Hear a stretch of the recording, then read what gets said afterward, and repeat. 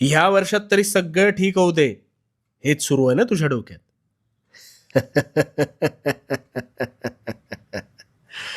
पलटतील. तुझ्या नशिबाचे फासे सुद्धा निश्चित पलटतील. कसे ते सांगतो.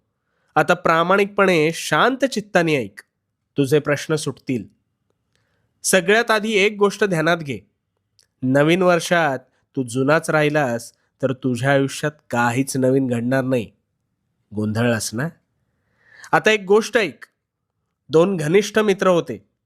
एक हलाखीच्या परिस्थितीतून संघर्षातून जात होता, तर दुसरा ऐशोआरामी जीवन जगत सुखाचा उपभोग घेत होता. त्या गरीबाला नेहमी वाटायचं आपल्यावर देवाने काहीतरी अन्याय केलाय. पण हा श्रीमंत मात्र कधीही उठायचा, कधीही झोपायचा, आयते अरबट चरबट खायचा. काही वर्ष सरली. गरीब मेहनत करत होता,